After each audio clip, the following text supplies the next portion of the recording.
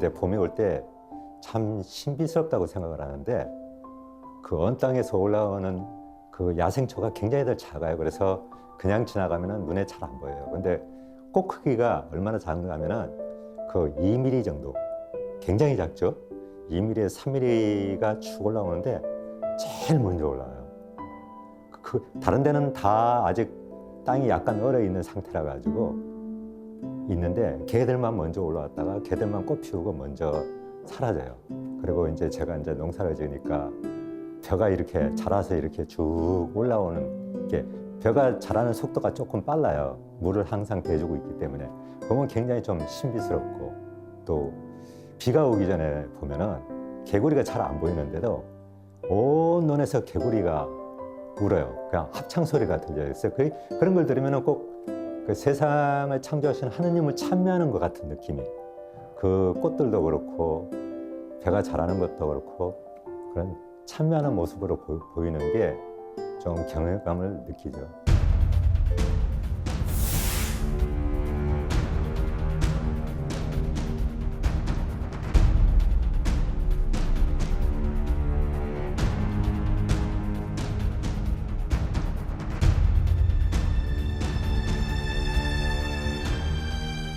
생태계는 그 다양한 생물 종들로 이루어져 있어요. 근데 이게 서로에게 먹이도 되고 서로가 또 천적에서 보호해주는 역할을 하고, 또 그런 자연 환경이 이루어져 있기 때문에 생태계가 유지가 되거든요. 근데 이제 인간의 활동이 그런 공존하는 그 생태계 균형을 무너뜨렸어요. 이제 그 무너뜨리는 것을 이제 회복하는 길은 인간만이 할 수 있어요. 그러니까 저희들이 지금 사람들이 할 수 있는 것은, 보통 도로를 놓을 때 산과 산 사이에 도로를 깎아가지고 도로를 놓으면 이동을 못해요. 생물종들이. 그런 지금 이제 생태계 다리라고 해서 생태 도로 같은 걸 만드는데, 그런 통로, 지하 통로라든지 위에 통로라든지 그런 걸 좀 만들어주고, 숲이 많이 훼손됐으니까 숲에 다양한 그 나무들을 심어서 각 생물종들이 그 안에서 서식하고 살 수 있는 공간을 만들어주는 그런 일들을 좀 인위적이라도 해야 된다고 생각을 합니다.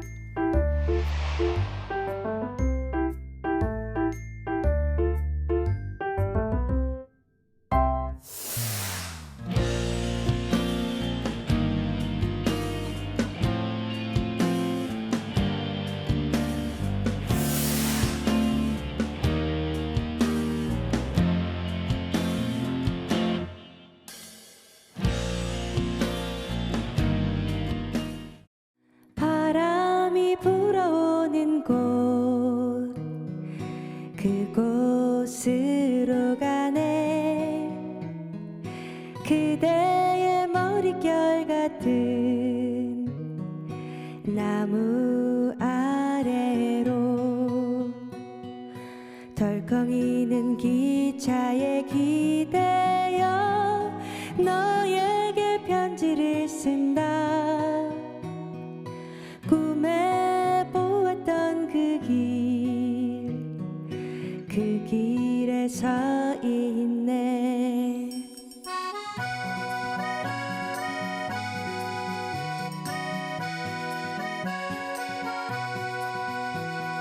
설레임과 두려움으로 불안한 행복이지만,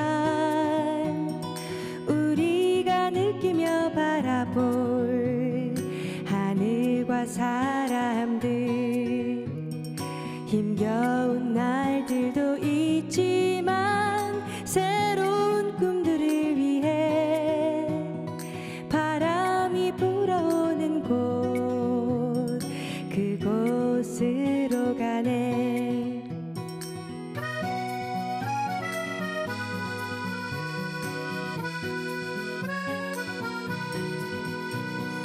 햇살이 눈부신 곳, 그곳으로 가네. 바람에 내 몸 맡기고 그곳으로 가네. 출렁이는 파도에 흔들려도 수평선을 바라보며 햇살이 걷고 있는 곳 그곳으로 가네.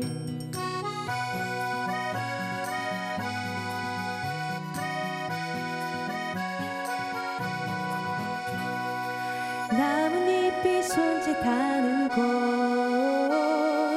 그곳으로 가네. 휘파람 불며 걷다가 너를 생각해. 너의 목소리가 그리워도 뒤돌아볼 수는 없지. 바람이 불어오는 곳 그곳으로 가네. 라라라라라라라 라라라라라라 라라라라라라라 라라라라라라 라라라라라라 라라라 라라라.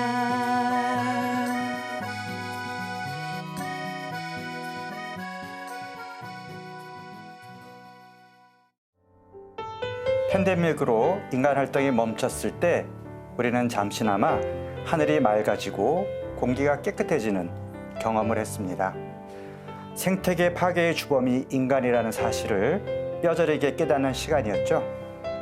하늘과 땅 가장 가까이에서 살아가는 농부가 기후위기를 실감할 때는 언제일까요? 직접 친환경 농사를 지으면서 생태환경 운동가로서 활동하시는 김사옥 시모님을 모시고 이야기 나눠보겠습니다. 네, 안녕하세요. 안녕하세요. 안녕하십니까? 네, 우선 축하드릴 일이 있죠. 얼마 전에 주교회 생태환경위원회에서 주관하는 가툴리 환경상 우수상을 수상하셨습니다. 와. 네, 어떤 공로로 이 상을 받게 되셨는지 알려주세요. 처음에는 이 상이 저에게 돌아올 줄은 전혀 생각지도 못했는데 네, 돌이켜 보니까 1999년에 미리네 성지 쪽으로 송전탑이 지나가는 것을 네, 알게 돼서 그 문제에 대해서 제기를 해서 환경운동이 시작이 되었죠. 그래서 지금까지 한 20년 넘게 꾸준히 환경운동을 해왔는데 네, 환경운동을 하다 보니까 이제 지식적 배경이 네. 필요하더라고요. 그것이 없으면은 상대를 설득할 수가 없으니까. 그래서 이제 관련 전공 논문을 찾아본다든지 이렇게 공부를 하면서 이제 관련 문제가 있을 때 토론회를 열고 거기에서 발제도 하고 네, 또 시에서 산업단지를 승인을 하려면은 환경영향 평가를 해야 되거든요. 네. 그 환경영향 평가를 2014년부터 지금까지 꾸준히 해오고 있고요. 그 다음에 이제 생태 영성에 대한 교육이라든지 아니면은 이번에 낸 이 책이 인정받은 것 같습니다. 네. 오랜 세월 지역 난개발이라든지 또 기후위기에 대응하는 다양한 그 생태환경 운동을 해오셨고 아까 말씀하신 대로 바로 이 책을 내셨거든요. 시골 농부가 바라본 기후위기와 생태 영성. 네, 이 책에 어떤 내용이 담겨 있는지 좀 자세히 소개해 주시겠어요? 이 책은 총 3부로 나눠져 있습니다. 네. 그러니까 그 일부에서는 천주교 신자로서 기후위기를 어떤 관점에서 바라봐야 되는지와 또 세상을 창조하신 하나님은 어떤 역할을 하셨는지 네, 그러니까 이제 현대적 관점에서 네, 바라본 거죠. 그래서 이제 지구과학적 관점과 네, 생물학 관점에서 바라봤는데 그래서 이제 내린 결론은 하나님은 시스템과 메커니즘을 창조하셨다고 저는 그렇게 이제 설명이 되었고요. 네, 2부에서는 이제 기후위기에 대해서는 유엔 산하의 각국 정부 간 기후 협의체 이제 약자로 하면 IPCC라는 단체가 있습니다. 네, 그 단체에서 4년에서 5년에 걸쳐 주기적으로 네. 한 2,500에서 3,000명의 학자들이 모여서 그 관련 사례와 논문을 수집해서 평가 보고서를 내는데 그 중심으로 해서 이제 또 기후 문제 사례를 또 넣었고요. 또 특히 한국이 지정학적인 좀 특징이 있습니다. 네. 그래서 한국에서는 기후위기 사례가 어떤 문제가 있는지를 그 사례를 넣었고 그 3부에서는 교회 전통이 영성이잖아요. 네. 가톨교회 전통이 영성인데 그 영성 안에서 생태 영성이란 무엇인지에 대해서 네. 알아보고 또 교회의 가르침 네. 또 그 가르침 안에서 그러면은 우리 신자들은 어떠한 삶을 살아야 되는지 살펴봤습니다. 네. 요새 음. 생태 영성이라는 말을 굉장히 자주 듣게 되는데 네. 사실 어떤 의미인지 저도 잘 모르기도 하고요. 네. 그 의미 좀 알려주실 수 있을까요? 그 생태 영성이란 한마디로 하면 공존하는 삶입니다. 그러니까 하나님이 창조하신 모든 피조물이 네. 함께 공존해서 살아가도록 하는 영성인데, 그거는 그 창세기 그 9장 9절에서 10절에 보면은 하나님께서는 이제 인간만이 아니라 네. 그 노아의 방주에서 나왔던 모든 피조물, 그 생명체하고 함께 계약을 맺으셨어요. 네. 인간하고만 계약을 맺으신 게 아니고 중요한 건 그거예요.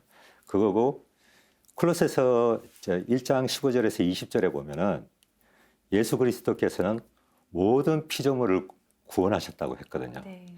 그 이야기는 그 피조물을 가볍게 보지 말라는 이야기죠. 함께 공존하고 보살피라는 이야기라고 생각을 합니다. 그게 생태 영성의 그 키포인트라고 저는 생각을 합니다. 아주 쏙쏙 들어오게 잘 네. 설명해 주시는데 사실 아무래도 자연 환경에 가장 그 민감한 분들이 농부분들이시잖아요. 네. 그래서 기후 변화도 제일 좀 먼저 느끼실 것 같은데 네. 언제 기후 위기를 좀 실감하시는 편인가요? 기후기에는 지금은 해가 갈수록 제가 느끼는 집중 강우 때 느낍니다. 옛날엔 집중 강우가 별로 없었거든요. 네. 지난주에 엄청나게 비가 많이 왔잖아요. 네네. 그런 그러니까 예를 이제 볼 수 이게 있는 거죠. 비가 오면 무섭게 내리는데 네. 아파트에 사시는 분들은 그걸 잘 못 느껴요. 근데 이제 개인 주택이나 또 특히 농촌에 있는 주택은 주변에 산 밑에도 있고 또 옆에 개울도 있고 여러 가지 위험 요소들이 있으니까 특히 새벽 1시나 한 3시 사이에 집중호우가 내리는 소리가 확 나면 긴장이 돼서 잠을 못 잡니다. 네. 그게 긴장감, 이 네. 강도가 음. 갈수록 좀 심해져요. 심해지고 또 하나는 남부 지방에서 발생하는 병해충들이 중부 지방에서 지금 발생을 합니다. 그러니까 그걸 볼 때 이제 온도가 올라가고 있구나라는 것을 느끼죠. 네. 그래서 선생님께서 계신 그 농촌 지역뿐만 아니라 다른 농촌 지역도 이 기후 위기의 피해가 심각하게 지금 드러나고 있나요? 지금부터 좀 본격적으로 시작이 되는 네. 것 같습니다. 그래서 지금 보면은 올봄 같은 경우에는 봄 가뭄이 있었거든요. 봄에 비가 와야지 작물을 파종을 하면 씨가 이제 네. 수분을 먹어가지고 크고 자라는데 이제 가뭄이 되니까 감자나 양파 같은 것이 감자는 썩고 양파는 수확량이 확 한 40% 이상 줄고 아이고. 또 강원도 같은 고랭지 배추가 뿌리 썩은 병이 와가지고 거의 절단나다시피 했거든요. 본래 그 기계 설계를 전공한 엔지니어셨다고 네네. 들었어요. 그런데 어떤 사연으로 이렇게 또 농부가 되셨는지 궁금합니다. 그 원래는 그 직장 생활이 네. 뭐 옛날에 제 시대 때는 직장 생활인 업무 강도가 굉장히 심했어요. 그래서 나 때는 그러면은 다들 요새 젊은이들이 싫어하잖아요. 네. 요새는 저녁이 있는 삶을 좋아하잖아요. 네. 그 당시에는 저 같은 경우에는 직장에 도착하는 시간이 한 7시 반 아침에 네. 퇴근이 평균 10시 그리고 좀 늦으면은 새벽 1시에서 2시. 그러니까 삼시세끼를 회사에서 다 먹었어요. 네. 아침 출근해서 회사 식당 가서 먹고 점심 먹고 저녁 먹고 일이 많으면 12시 되면 야식을 또 주거든요.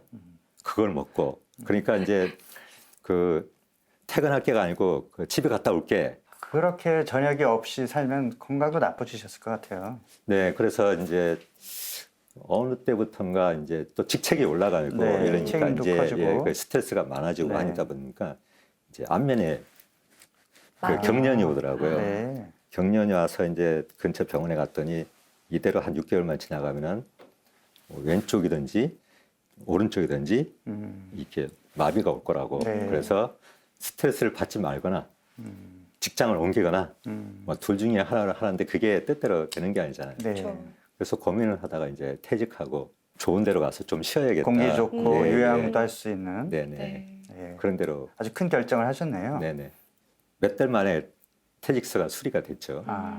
그래서 이제 내려왔는데 우연히 이제 제 친구가 거기 있었는데 그 버섯 농사를 짓더라고요. 그 버섯 농사 생산 설비를 보니까 약간 자동화가 돼 있는데 아.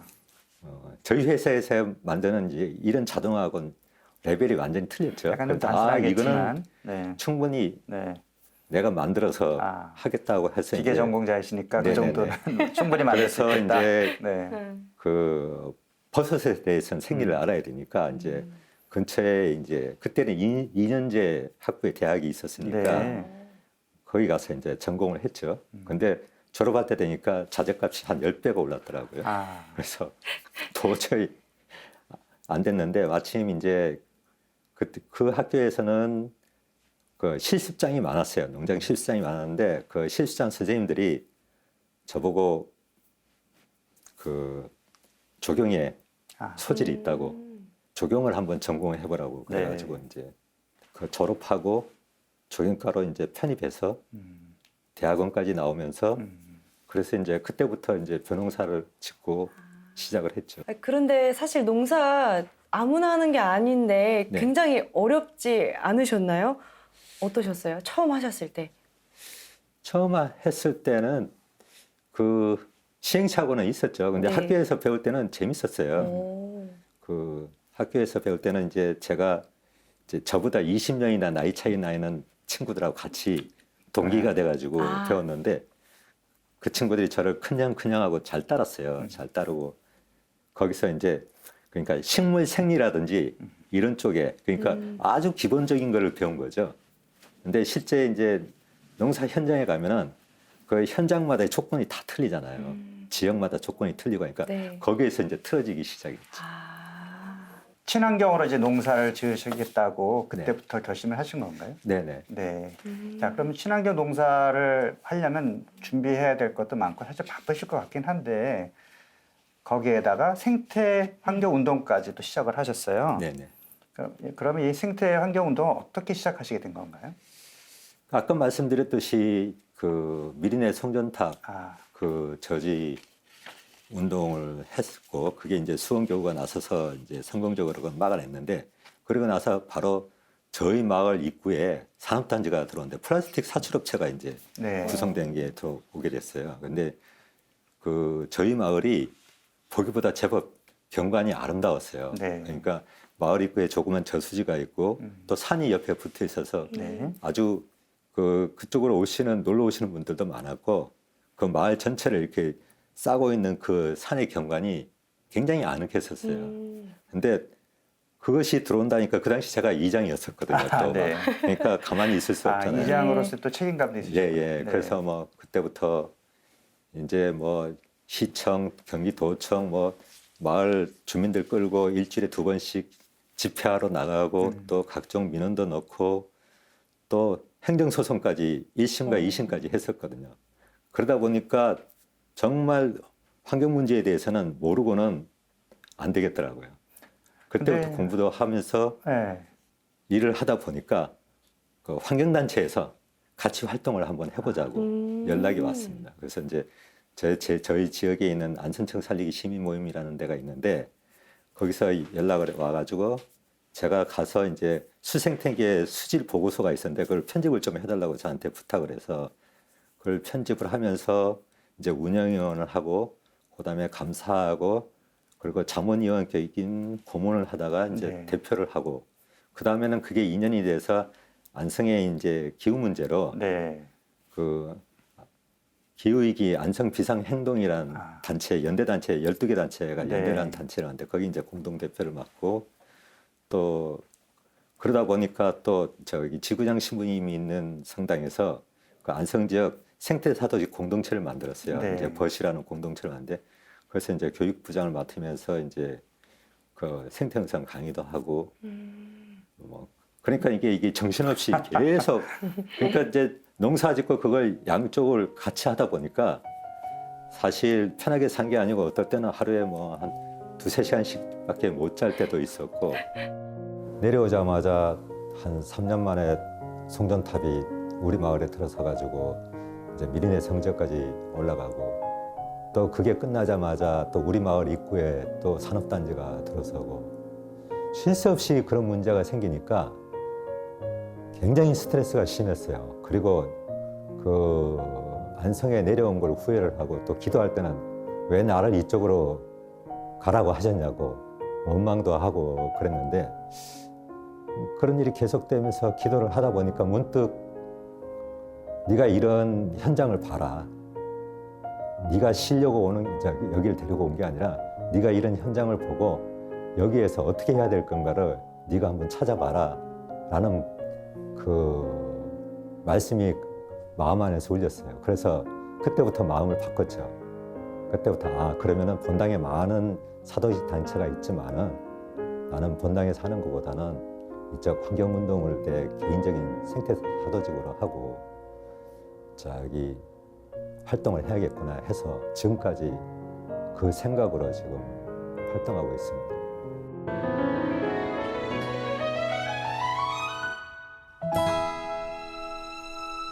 시골 농부가 바라본 기후위기와 생태 영성.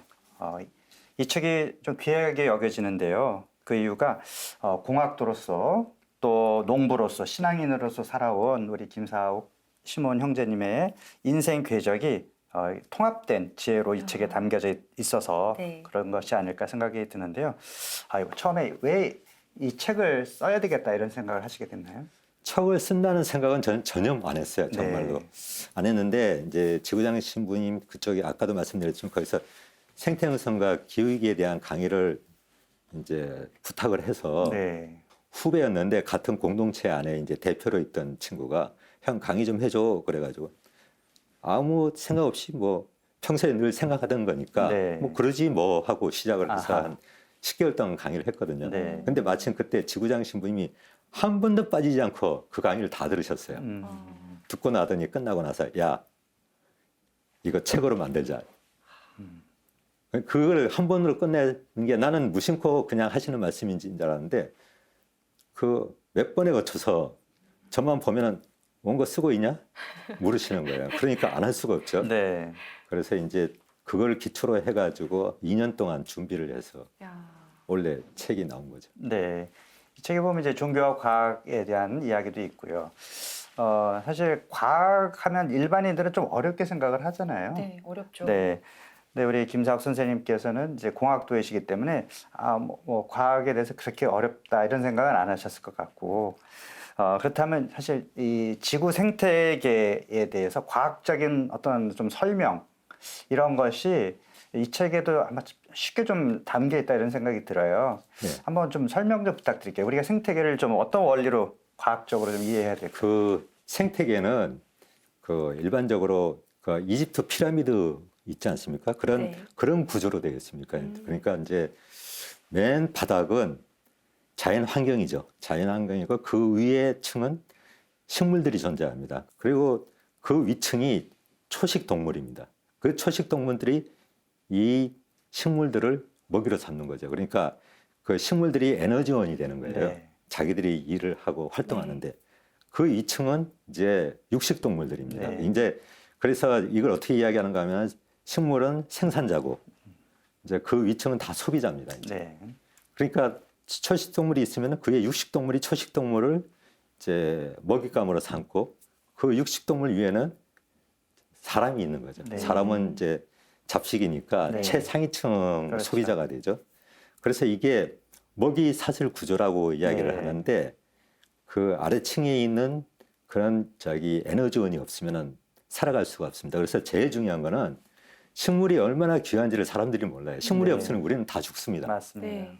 그래서 이제 그 구조가 아주 정교하고 균형 있게 잡혀 있어요. 그래서 이제 그 구조 안에 그 자연 환경이라는 거는 어떤 게 또 들어가 있는가 하면은 우리가 이제 고등학교 때도 배우는데 지구가 이제 해를 중심으로 해서 자전과 공전을 하는데 특히 23.5도 자전축이 기울어져서 네. 그 돌아가거든요. 네. 그 23.5도 기울어진 게 굉장히 중요한 게 햇빛이 이렇게 해에서 에너지를 이렇게 햇빛이라는 에너지를 받으면은 그 북극 쪽하고 그 중위권 쪽하고 적도 쪽하고 햇빛이 받는 양이 틀려서 열이 그러니까 햇볕이 열이거든요. 네. 에너지인데 그 불균형이 일어나는데 네. 이게 평균화를 시킵니다. 이게 네. 대류라고 해가지고 바람이 부는 게 그것을 이동을 시켜서 평균화를 만드는 겁니다. 바람이라는 거는. 네. 바다도 그렇게 해서 해류가 흐릅니다. 네. 그런 해류를 통해서 아주 생물들이 살 수 있는 적합한 환경이 조성이 되죠. 이 두 가지가 거미줄처럼 정교하게 짜여 있습니다. 이 거미줄이라는 게 하나를 탁 건드리면은 거미줄 역할을 못 하잖아요. 네. 이렇게 쭉 당겨가지고 아. 도시에서는 잘 모르는데 이렇게 걸쳐 놓습니다. 네. 그러면 그 중에 하나를 딱 끊으면 이게 유지가 안 돼요. 그러니까 네.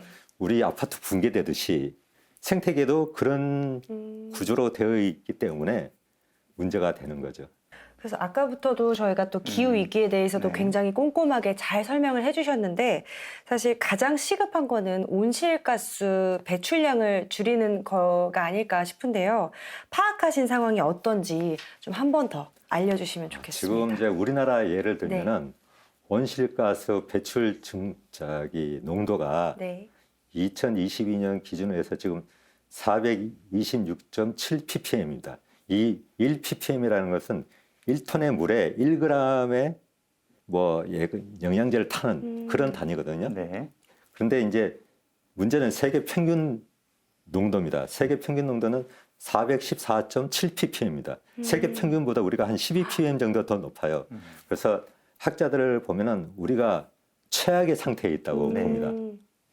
그러면은 지금 그 IPCC 같은 경우에는 지금 모든 게 2100년의 기준을 맞추고 있어요. 그러니까 우리 증손자들이 네. 30대, 40대 될 때입니다. 이게 먼 시간이 아니에요. 그때 이제 420 ppm이 돼야지만이 적정한 온도가 된다는데 벌써 지금 우리는 420 ppm을 우리가 지나갔습니다. 그래서 이 상황으로 간다 그러면은 2100년이 되면은 지금 그 온실가스 농도는 지금 670 ppm에서 940 ppm 사이를 갈 거다. 그렇게 되면 온도가 얼마나 올라가냐? 3.5도에서 5.7도 사이가 됩니다. 온도. 근데 이 실감이 안 나죠? 근데 이제 이렇게 보시면 됩니다. 1도를 그 주택에서 그 한 평에 1도로 올릴 때 들어가는 에너지하고 40평 아파트에서 1도 올리려고 그러면 40배가 들어가지 않습니까? 네. 그렇죠. 그러면 전 세계로 하면은 어마무시한 열 에너지원이 들어간다는 거죠. 그러니까 1도가 굉장히 중요한 겁니다. 그래서 이제 만약에 그 최악의 상황까지 간다면은 지구 인구의 한 40억 명은 극심한 가뭄에 시달릴 거다. 그 가뭄을 해서 식량은 60%가 생산하지 못할 거라고 보고 있어요. 그렇게 되면은 근래에 나와 있는 그 책에 보면은 군사적인 입장에서 본 책이 있는데 국가 간 전쟁이 일어날 것이다.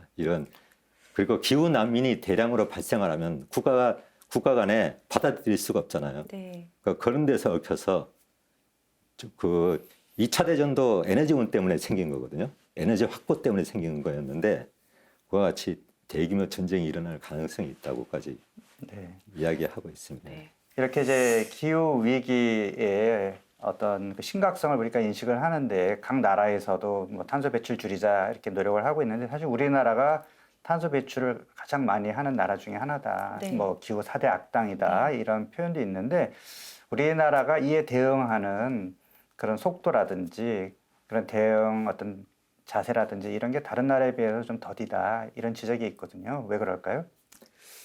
뭐 한마디로 기후 위기에 대해서 관심이 없다는 이야기가 되는 거죠. 왜냐하면은 이제 그 근거가 있습니다. 그 파리 협정이라는 이제 기후 변화 정부 간 협의체에서 정기적으로 하는 회의 중에 하나였는데 거기에서 이제 온실가스 배출을 줄이자고 해서 배출 기술을 온도로 잡았을 때 1도에서 2도로 제한하는 온실가스 배출량을 줄이자고 해서 각국에다가 정책을 내놔라 했는데 우리나라는 온실가스 배출량을 탁 내놨는데 계산해 보니까 3도에서 4도가 올라가는 걸 내놨어요. 그러니까 말이 안 되는 걸 내놨죠. 거기에다가 이제 이명박 정부 때 다시 이제 재제출을 했습니다. 그때는 이제 지금 상황에서 그 얼마를 줄이냐? 지금 우리 온실가스 상황에서 그 20%를 줄인다고 이제 그걸 전문적인 용어로 아마 BAU 대비 20% 이랬는데 그걸 박근혜 정부 때 실천을 못했어요.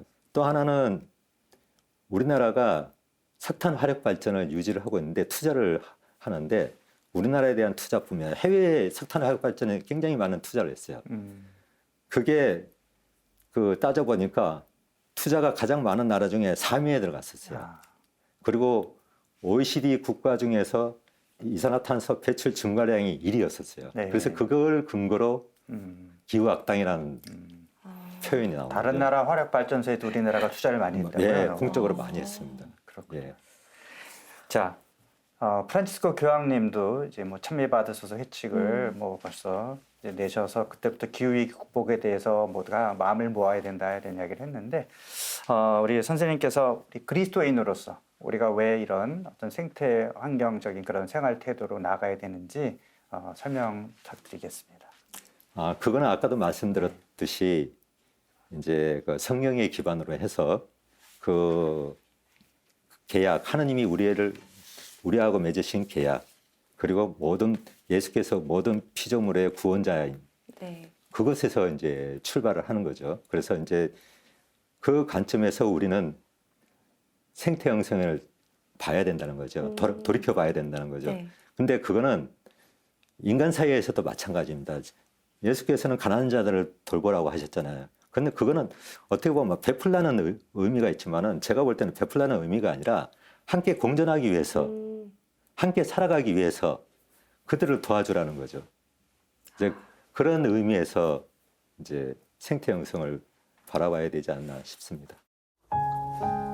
생태계의 한 부분을 차지하는 인간의 지속적 탐욕은 생태계 전체의 희생과 에너지 소비의 증가를 가져오고 이것은 부메랑이 되어 인간에게 되돌아온다.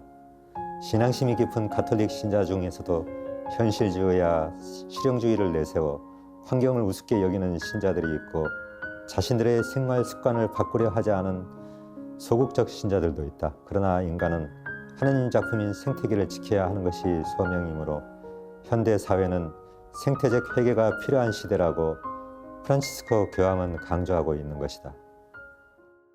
생태환경 운동가로서 우리 교회가 어떤 것을 좀 더 좀 개선해야 되겠다, 아니면 이런 방향으로 나가면 좋겠다. 마지막으로 말씀 한마디 부탁드릴게요. 그 주교회의 차원에서는 네. 지금 이제 그 7년 여정을 시작을 했잖아요. 네. 예. 그런데 사실은 큰 본당, 도시에 아주 큰 본당 빼놓고는 일반적인 본당에서는 이 생태 영성이나 뭐 기후위기에 대한 운동이 거의 제가 체감을 못 하고 있어요. 네. 그래서 가만히 생각을 해보니까 그 신부님, 본당 신부님이 보살펴야 되는 신자들의 사도 단체도 많고 네. 행정적인 일 처리도 많고 하다 보니까 시간적으로 여유가 없는 게 아닌가. 네. 그러니까 신부님이 이쪽에 관심을 가지시고 이야기를 하셔야지 또 우리 신자들은 따라가잖아요. 네. 근데 전통적인 사도직 단체 쪽에 하던 쪽에서 그걸 또 뺄 수도 없고 네. 그렇다고 부족한 신부님들이 어디서 갑자기 더 늘어날 수도 없고 네. 그런 문제 때문에 본당 깊숙이 이게 아직까지 네. 그 들어서지 못하고 있는 것 같습니다. 네. 결국 이제 모든 우리 교회의 사목 분야가 본당에 들어가서 신자 한 사람 한 사람의 마음을 움직이고 네. 변화시킬 수 있도록 끊임없이 뭐 주임 신부님도 관심을 가져야 되고 모든 신자들이 관심을 갖고 이야기를 해야 네. 변화가 있을 것 같습니다. 네, 물에 빠졌는데 손에 쥔 보따리를 놓지 못해서 빠져나오지 못하고 그대로 물에 빠져 죽는 사람이 있다면 이 사람 참 어리석다 이렇게 이야기하겠죠. 기후위기에 직면한 우리가 꼭 그렇게 욕심으로 가벼워지지 못하고 있는 건 아닌지 또 한번 생각을 환기해 봅니다. 앞장서서 길을 열어가시는 김사옥 선생님 지치지 않으셨으면 좋겠습니다. 네, 오늘 귀한 말씀 고맙습니다. 감사합니다. 주님을 위하여 생태 환경 운동에 투신하는 당신의 백성인 수많은 활동가들을 보살펴 주시고 주님께서 창조하신 세상을 파괴하는 이들에게 맞설 수 있는 용기를 주시고 저희가 지치지 않도록 이끌어 주소서. 아멘.